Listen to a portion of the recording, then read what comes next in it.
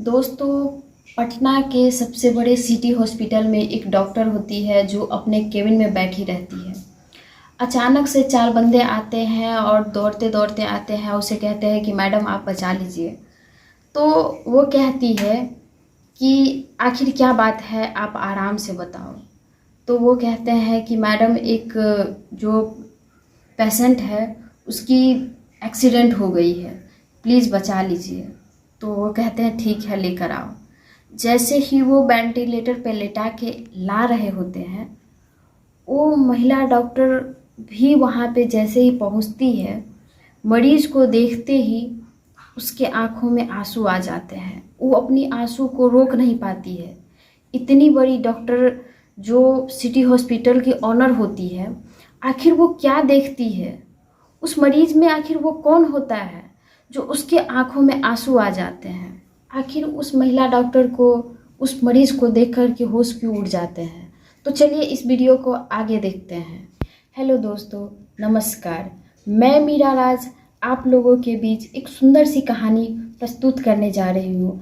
आप इस वीडियो को पूरा देखेंगे और ज़्यादा से ज़्यादा लाइक करेंगे, सब्सक्राइब करेंगे और शेयर ज़रूर करेंगे, जिससे कि मुझे मोटिवेशन मिलता रहे। एक छोटी सी मोटिवेशन से, लाइक से मुझे मोटिवेशन मिलती है, तो और भी मैं इस टाइप से नया नया वीडियो लाऊंगी। तो चलिए इस कहानी को स्टार्ट करते हैं। ये बात 2014 की है। एक अंजनी नाम की लड़की होती है, वो इंटर क्रॉस कर गई। अब जो वो कहती है अपने पिताजी से कि मुझे डॉक्टर बनना है, तो उनके पिताजी मना नहीं करते हैं, कहते हैं ठीक है। अब वो जाने वाली होती है बाहर, तो उनके जो पिता होते हैं वो उनको इशारों इशारों में कहना चाहते हैं कि ठीक है बेटा, तुम्हारी सपना है उसे पूरा करो, लेकिन तुम बहक नहीं जाना। क्योंकि एक जो उम्र होती है 16 से 25 के बीच में, वो बहुत ख़तरनाक होती है। तो उसके पिता जो कहना चाह रहे थे, ये बात अंजनी को समझ में आ गया होता है। फिर उसके बाद अंजनी अपने कॉलेज में जाती है, अपना एडमिशन करवाती है। वहाँ पे जो पटना होता है, वहाँ पे जाकर के अपना एडमिशन, पटना कॉलेज जो होती है उसमें जाकर एडमिशन करवाती है। वहाँ पे पढ़ाई कर रही होती है। उसी दौरान एक अजय जो नाम का लड़का होता है, उससे उसकी मुलाकात होती है। पहले दोस्ती होती है, फिर धीरे धीरे उसकी जो दोस्ती से प्यार में बदलने लगता है। ये बात जो अंजनी के पिता होते हैं, फैलते फैलते अंजनी के पिता तक पहुंच जाते हैं। उसके बाद अंजनी के पिता को बहुत ज़्यादा डर हो जाते हैं। वो डर सिर्फ समाज की होती है। वो अपनी बेटी को बुलाते हैं और कहते हैं कि अंजनी, अब तुम्हारी शादी करवा दिया जाएगा। तो अंजनी कहती है कि नहीं, मैं अपना सपना पूरा करूँगी। तो कहते हैं कि देखो बेटा, समाज जो है सो सब कुछ देख रहा है, क्या सही है क्या गलत है ये तो तुमको सब कुछ पता ही है, हम समाज में रहने वाले हैं। तो उसके बाद इतनी बात होती है, अंजनी को सब कुछ समझ में आ जाता है। उसके बाद वो कहती है कि तुम्हारी शादी करवा देंगे। तो अंजनी मना करती है अपने पिता से कि पिताजी, मेरी अभी शादी नहीं करवाइए, मुझे पढ़ना है। लेकिन फिर भी उसके पिताजी नहीं मानते हैं, कहते हैं कि बेटा, शादी होने के बाद भी पढ़ते हैं और तुम्हारे लिए वैसा ही रिश्ता ढूंढेंगे जो तुम्हें आगे पढ़ा सके। तो ये कहना भी चाहती है कि मुझे अजय से ही शादी करवा दीजिए, वो अच्छा लड़का है। तो उसके पिताजी मना करते हैं। उसके बाद अंजनी को जो पिता होते हैं, अपने रिश्तेदार को कहते हैं कि अंजनी के लिए एक रिश्ता देखिए। तो अंजनी के लिए एक रिश्ता मिल जाता है। उनके ही रिश्ते में उसके जो अंजनी के जो फूआ का लड़का होता है, उससे उसके पिताजी बोलते हैं। तो मुंबई में एक लड़का होता है, वो अच्छा खासा बिजनेसमैन होता है। ये बात अंजनी को पिता को कहते हैं कि हाँ, एक रिश्ता है, जो लड़का बिजनेसमैन है, अच्छा खासा बिजनेसमैन है। तो अंजनी के पिताजी हाँ करते हैं। और उसके बाद अंजनी के पिता जाते हैं उस लड़के को देखने के लिए। उस लड़के का नाम मनीष होता है। मनीष को बोलते हैं कि मेरी बेटी पढ़ना चाहती है, डॉक्टर बनना चाहती है। तो मनीष मान जाते हैं और रिश्ता भी मंजूर करके आते हैं। फिर अंजनी से कहते हैं, बेटा तुझे कोई दिक्कत नहीं होगी, तुम्हें आगे पढ़ने में कोई कठिनाई होगी नहीं होगी। तो कहते हैं ठीक है। अंजनी उदास होती है, लेकिन अंजनी अब दुल्हन बन जाती है।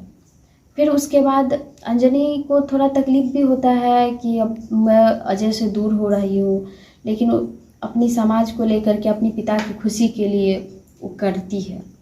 शादी होने के कुछ दिन तक तो अंजनी और जो मनीष होता है उसकी शादी, मैरिड लाइफ बहुत अच्छे से कट रहा होता है, कोई ऐतराज़ नहीं, दोनों के बीच इतनी अच्छी रिश्ता होती है जिसको कहा नहीं जा सकता है। लेकिन इसी बीच जो अंजनी के पति जो होते हैं मनीष, उसको कुछ दोस्तों के बीच उसकी बैठने उठने की आदत हो जाती है। ऐसे बैठते बैठते वो नशा करने लगते हैं। और जो अंजनी होती है वो काफ़ी ज़्यादा खूबसूरत भी होती है और बहुत अच्छा पढ़ी लिखी और समझदार भी होती है, इसीलिए उसके अंदर थोड़ा सा मनीष के मन में कुछ भावना सी आ जाती है, उसको ईगो टाइप में होने लगता है। बस इसी तरह से वो थोड़ा थोड़ा लत करने लगने लगता है, धीरे धीरे दारू शराब पीने लगता है। अंजनी उस दौरान अपना वहाँ पे एडमिशन भी वहाँ फिर से लेती है, अपना पढ़ाई कर रही होती है, लेकिन वो समझाती है अपने पति को कि आप दारू शराब छोड़ दीजिए, लेकिन वो नहीं मानते हैं। जैसे ही अंजनी अपना क्लास करके आती, कॉलेज करके आती, घर पे आती, सारा काम करती, जैसे ही नाइट में सोने जाती तो उसका जो पति होता है उसे बहुत टॉर्चर करता है, उसको परेशान करता है, उसको शारीरिक रूप से बहुत परेशान करता। वो बेचारी परेशान थी लेकिन कुछ कह नहीं सकती थी। लेकिन ऐसे ऐसे होते होते समझाने के बावजूद भी उसके पति नहीं समझ रहे थे। ऐसे कुछ दिन बीत जाता है, अंजनी अब प्रेग्नेंट हो जाती है। उसके बाद अंजनी प्रेग्नेंट होने के बाद अपने पति से समझाती है, अब मेरे लिए ना सही, कम से कम इस बच्चे के लिए तो तुम सुधर जाओ, अपने बिजनेस पे ध्यान दो, अपने जो करियर है उस पे करो, ये नशा दारू शराब छोड़ दो। उसके बाद भी वो नहीं मानते हैं। फिर उसके बाद अंजनी को उसका जो पति होता है इतने मारते हैं, इतने उसे पीटते हैं, जो हद हो जाती है। यानी कि अंजनी के जो पेट में पल रहे बच्चे होते हैं वो मिसक्रिएट हो जाते हैं। अंजनी को बर्दाश्त नहीं होता है। उसके बाद जो मनीष होता है उसके दिलो दिमाग से निकल जाता है।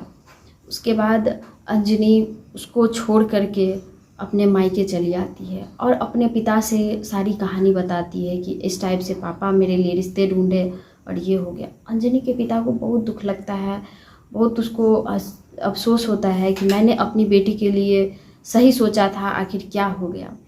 उसके बाद अंजनी तलाक लेने के बारे में सोचती है और तुरंत तलाक पेपर तैयार करती है।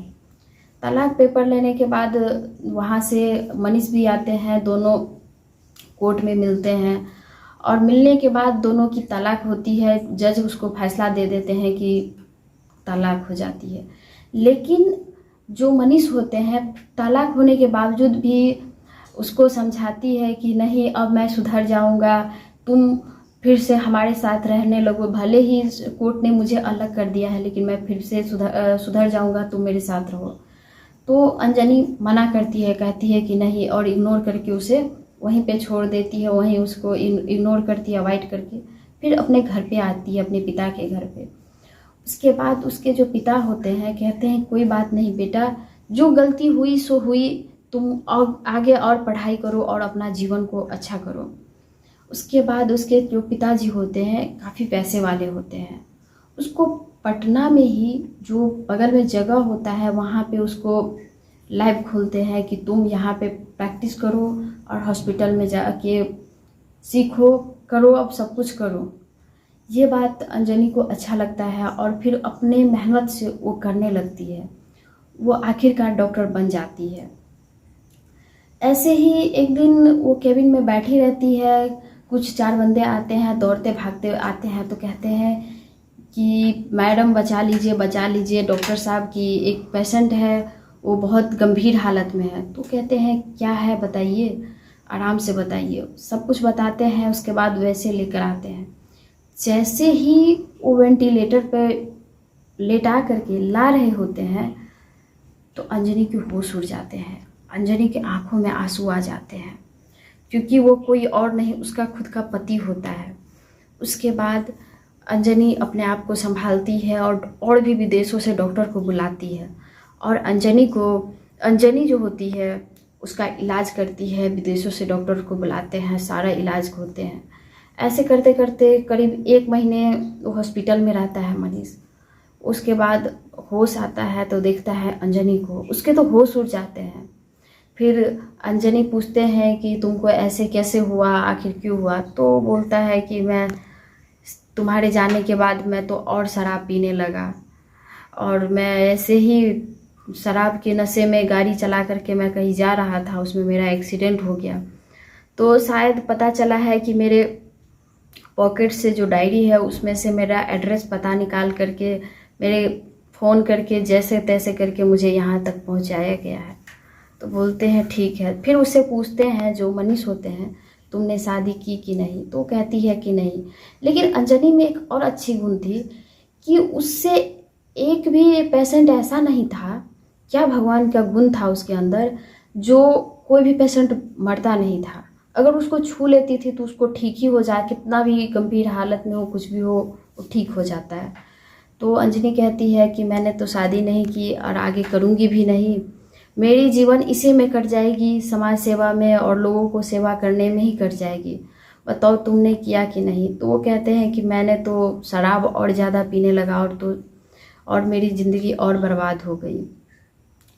उसके बाद वो जो मनीष होता है वो पैसे भरने के लिए कहता है कि लाओ मुझे बिल दो, मैं भर देता हूँ। तो अंजनी कहती है कि कोई बात नहीं, ठीक है। उसके बाद उसको विदाउट पैसे लिए मनीष का जो इलाज का पैसे है अंजनी खुद भरती है और उसको सही सलामत उसको घर जाने को कहती है। तो फिर से जो मनीष कहता है कि अभी भी समय है, मुझे अपना लो, मैं अब ऐसा कुछ नहीं करूँगा, तुम्हारे साथ ही रहूँगा। अंजनी फिर से मना करती है, कहती है कि नहीं, अब इस जन्म में नहीं, मेरे समाज से बढ़ के मैंने एक बार समाज की डर से मैंने अपने प्यार को खो दिया था, दूसरी बार मैंने पापा के कहने पे मैंने शादी कर लिया। अगर मुझे ये पता होता कि शादी करने के बाद मेरा सब कुछ इस तरह से बर्बाद हो जाएगा तो शायद मैं कभी शादी करती ही नहीं, और मैं इसीलिए अब शादी भी नहीं करना चाहती हूँ। तो उसके बाद वो मनीष वहाँ से चला जाता है। तो दोस्तों, आप इस वीडियो से क्या समझते हैं? किस तरह से शादी करना कोई गलत नहीं है, लेकिन अगर उसको गलत फ़ायदा, अगर कोई पति किसी को सपोर्ट नहीं करता है या फैमिली में पिता अगर सपोर्ट नहीं करता है तो ये बहुत गलत होता है उस लड़की के लिए, क्योंकि सपना जो होता है सबके लिए बराबर होता है। अगर हम कोई सपना देखते, छोटा भी सपना देखते हैं, तो हमारा सपना के अंदर जुनून भी भरा होता है कि हम ये चीज़ करना है, और वो इंसान कर जाता है। तो कभी भी गुजारिश है, किसी भी सपने को, किसी भी इंसान के सपने को नहीं तोड़ी। अगर आप लोगों को ये वीडियो अच्छा लगा होगा तो मुझे सब्सक्राइब जरूर करेंगे, लाइक भी करेंगे, और नया वीडियो लाएंगे, किस तरह से वीडियो लाएंगे इसका कमेंट हमें ज़रूर करेंगे। धन्यवाद।